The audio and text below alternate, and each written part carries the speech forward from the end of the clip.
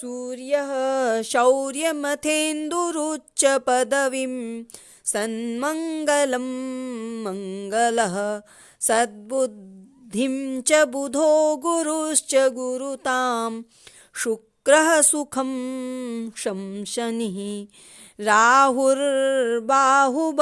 करोतु विपुलं केतुः कुलस्योन्नतिं नित्यं प्रीतिकरा भवन्तु भवतां सर्वे प्रसन्ना ग्रहाः। सबसे पहले आप सभी को मकर संक्रांति की शुभकामनाएं। श्री भुवन भास्कर भगवान सूर्य नारायण इस धरती पर हमारे प्रत्यक्ष देवता हैं और ये परमात्मा के रूप में प्रतिदिन हमारे भक्तों के लिए सगुण साकार रूप में दर्शन देते रहते हैं। सूर्य सभी ग्रहों के राजा हैं। भगवान सूर्य संपूर्ण ग्रहों के राजा होते हुए जिस प्रकार घर के मध्य में स्थित जला हुआ दीपक ऊपर नीचे संपूर्ण घर को प्रकाशित करता है, उसी प्रकार सूर्य नारायण संपूर्ण अखिल जगत के अधिपति सूर्य अपनी हजारों रश्मियों से समस्त लोकों को प्रकाशित करते रहते हैं। सूर्य नारायण प्रत्येक महीने में एक एक करके 12 राशियों में विचरण करते हैं और इन्हीं राशियों के परिवर्तन को संक्रांति कहते हैं। जब सूर्य नारायण धनु राशि से मकर राशि में गोचर करते हैं उसे हम मकर संक्रांति कहते हैं। सूर्य के मकर संक्रांति में आने के बाद सूर्य दक्षिणायन से उत्तरायण हो जाते हैं। उत्तरायण में सूर्य के आने पर सभी शुभ कार्य विवाह उपनयन आदि प्रारंभ हो जाते हैं।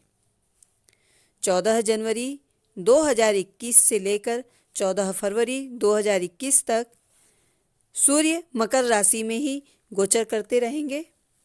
इस पूरे महीने भर मकर राशि में पहले से ही शनि, गुरु और बुध गोचर कर रहे हैं, जो कि मकर राशि में सूर्य के आने के पश्चात बुध आदित्य योग बना रहे हैं।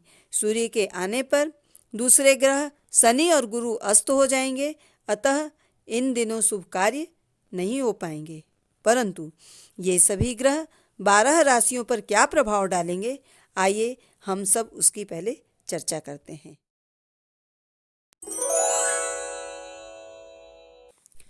मेष राशि वालों के लिए सूर्य का गोचर उन्हें अच्छे परिणाम लेकर आएगा।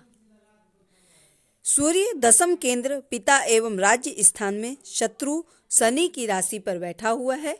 सूर्य मेष राशि वालों के लिए अच्छे ग्रह माने जाते हैं क्योंकि ये इनके मित्र मंगल की राशि है। मेष राशि में सूर्य उच्च के भी होते हैं। मेष राशि वाले लोगों के लिए सूर्य उनके 5वें भाव के स्वामी होकर विद्या, बुद्धि, संतान और लक्ष्मी के भाव कारक माने गए हैं। इसलिए गायत्री मंत्र की उपासना करने से मेष राशि वालों को विद्या और बुद्धि में अच्छी बढ़ोतरी होगी। मेष राशि वालों के लिए सूर्य का 10वां गोचर माना जाएगा। 10वें भाव में गोचर हुए सूर्य कर्म स्थान अर्थात 10वें भाव में सूर्य दिग्बली हो जाएंगे। इसलिए काम धंधे के मामले में इस महीने उन्हें अच्छी सफलता मिलेगी। कर्म के मालिक शनि भी सूर्य के साथ हैं, इसलिए थोड़ा बहुत सावधानी तो रखना ही होगा। अपने क्रोध पर, अपने ईगो पर कंट्रोल रखना होगा तथा विद्या के पक्ष में कुछ अड़चनों के द्वारा राज्य भाषा और राजनीतिक योग्यता भी पाएगा। दिमाग और विचारों के अंदर बड़ी भारी उत्तेजना, क्रोध और अहंकार भी आ सकता है। इसलिए थोड़ा बहुत अपने क्रोध पर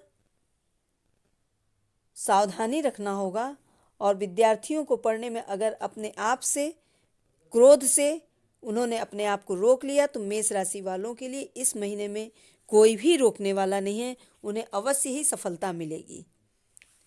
7वीं मित्र दृष्टि से माता एवं भूमि के स्थान को चंद्रमा कर्क राशि में देख रहा है और इसलिए माता का और भूमि का अच्छा योग मिलेगा तथा राज, समाज और कारोबार के मार्ग में बुद्धि योग से हमेशा उन्नति प्राप्त करेगा। अब बारी है वृषभ राशि की। वृषभ राशि वालों के लिए सूर्य का गोचर अच्छा होने वाला है। वृष राशि के स्वामी शुक्र हैं और वृष राशि वालों के लिए सूर्य चतुर्थेश हैं। चतुर्थेश होकर भाग्य स्थान में सूर्य गोचर करेंगे, भाग्य की वृद्धि करेंगे।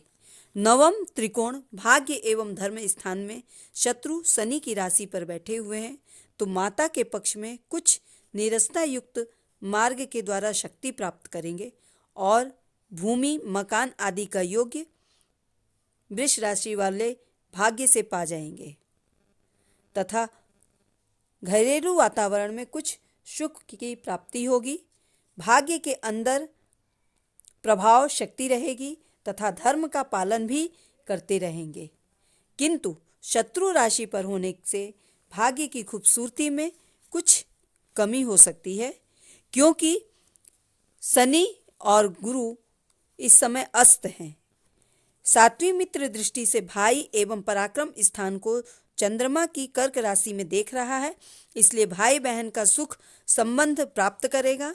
पराक्रम स्थान में सुखपूर्वक भाग्य की शक्ति के योग्य में सफलता प्राप्त करेंगे।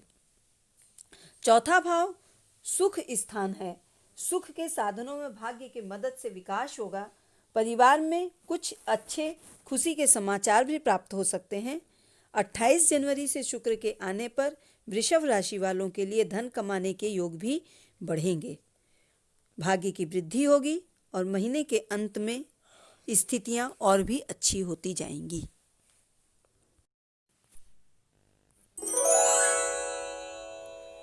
अब बारी है मिथुन राशि की। मिथुन राशि वालों के लिए सूर्य का गोचर 8वें भाव में होगा, इसलिए यह गोचर मिला जुला असर लेकर आएगा।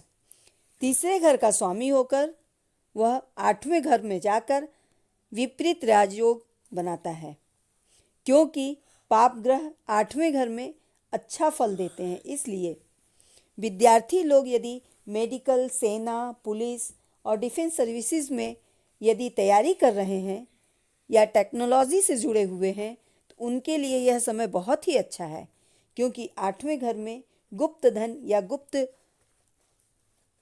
आकस्मिक धन लाभ आदि के बारे में लाभ होता है।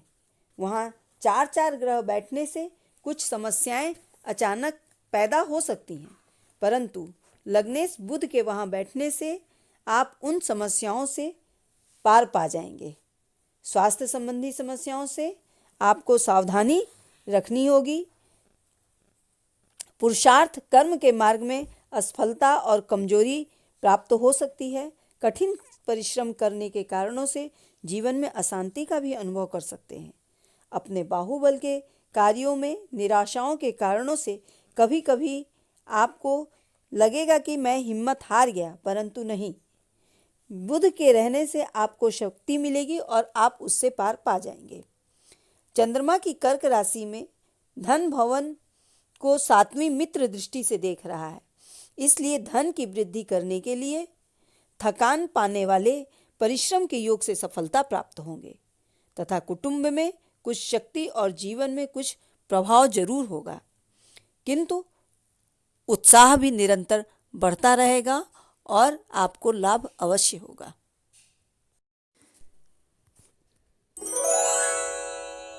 अब कर्क राशि की बारी है।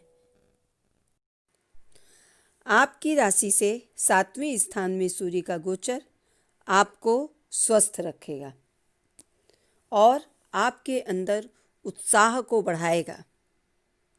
कार्य क्षेत्र में आपका प्रदर्शन बहुत ही अच्छा होगा। वैवाहिक जीवन में आनंद एवं सुख की प्राप्ति होगी। बस केवल आपको क्रोध और वाणी को संयमित रखना होगा। साझेदारी में यदि आप कोई काम करना चाहते हैं या साझेदारी में आप कोई इन्वेस्ट करना चाहते हैं, तो इसके लिए आपका समय शुभ रहेगा। राशियों की संख्याओं में अब बारी है राशि सिंह की। सिंह राशि में छठे भाव में सूर्य का गोचर हो रहा है। इससे आपके प्रभाव को यह गोचर बढ़ाएगा। विरोधी इस समय चाह कर भी आपका अहित नहीं कर सकते हैं। शत्रुओं की संख्या बढ़ेगी, परंतु उनसे आपको कोई भी नुकसान नहीं होगा। यदि कोर्ट कचहरी का कोई मामला है तो आपके लिए इस समय पक्ष आपका मजबूत होगा और आपकी विजय भी हो सकती है। स्वास्थ्य का लेकिन ध्यान रखना होगा।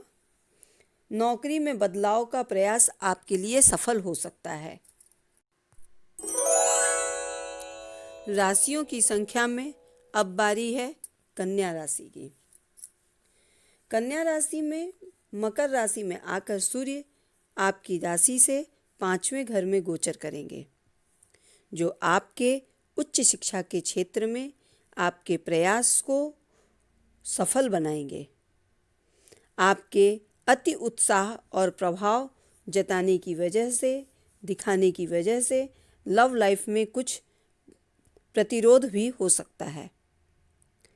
अपनी बुद्धि को आप संयमित रखें, सावधान रखें और धर्म कर्म में रुचि लें तो आप अपने समय को अनुकूल बना सकते हैं और शिक्षा में आप अपने को और आगे बढ़ाएं।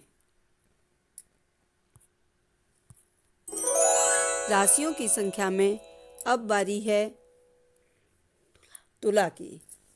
तुला राशि से चौथे घर में सूर्य का गोचर हो रहा है।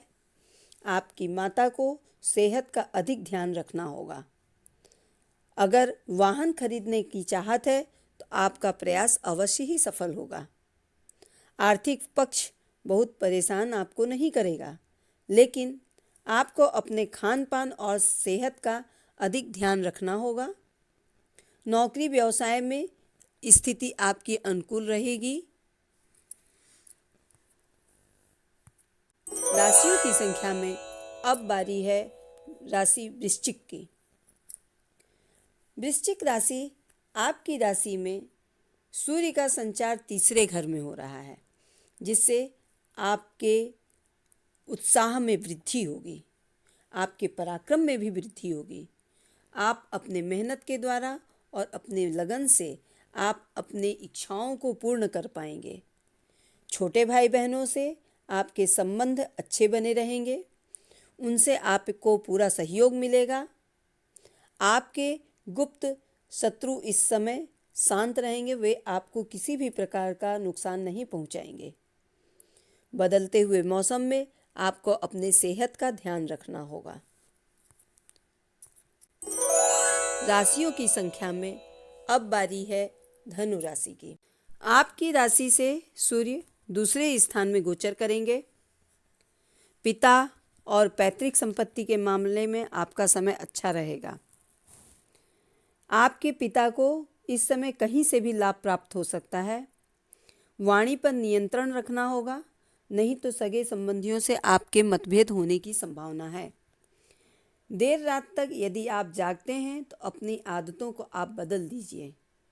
आपके आँखों में समस्याएं हो सकती हैं और किसी शुभ कार्य में आप आगे भाग्य भी ले सकते हैं। राशियों की संख्या में अब बारी है मकर राशि की।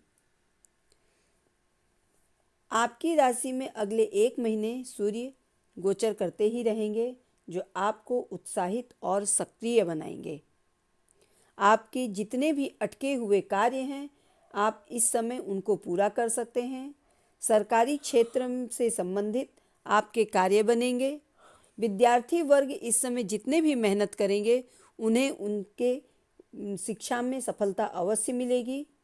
उनके विचारों में उग्रता बढ़ेगी, क्रोध बढ़ेगा, लेकिन आप इन्हें अपने ऊपर हावी न होने दें और अहंकार को अपने अंदर भी ना आने दें।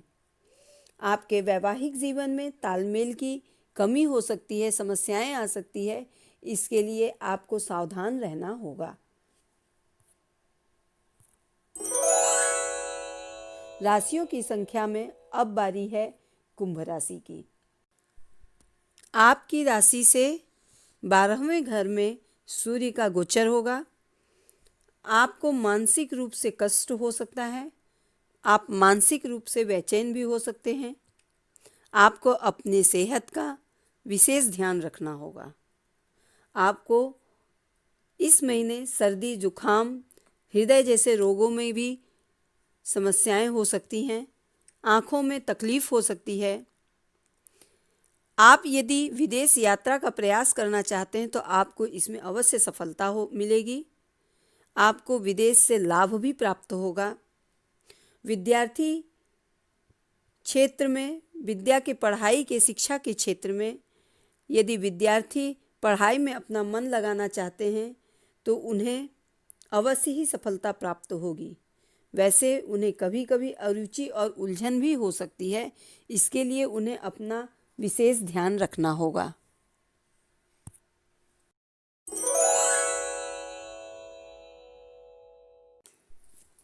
चलिए चलते हैं अपनी अंतिम राशि मीन राशि की ओर। आपकी राशि से 11वें घर में सूर्य गोचर कर रहे हैं। सूर्य देव आपके लिए शुभ परिणाम दिखा रहे हैं। यह सूर्य आपको मिला जुला शुभ परिणाम लेकर आएंगे। आर्थिक मामलों में आपका प्रयास सफल होगा। पहले किए गए जो भी आपने निवेश किए हैं उन सब में आपको लाभ अवश्य प्राप्त होगा। निवेश के लिए भी आगे भी आपके लिए समय अच्छा रहेगा। किसी भी मनोकामना की आपकी पूर्ति अवश्य होगी, क्योंकि लाभ भाव में इस समय आपके सूर्य विचरण कर रहे हैं। भाई बहनों से आपको सहयोग मिलेगा और विद्या के क्षेत्र में आपको सफलता प्राप्त होगी। स्वास्थ्य के क्षेत्र में भी आपको कोई भी परेशानी नहीं आएगी और आपके लिए यह एक महीना अत्यंत ही शुभ होगा। अच्छा, अब हम आपसे विदा लेते हैं। एक बार फिर आप सभी को मकर संक्रांति की हार्दिक शुभकामनाएं।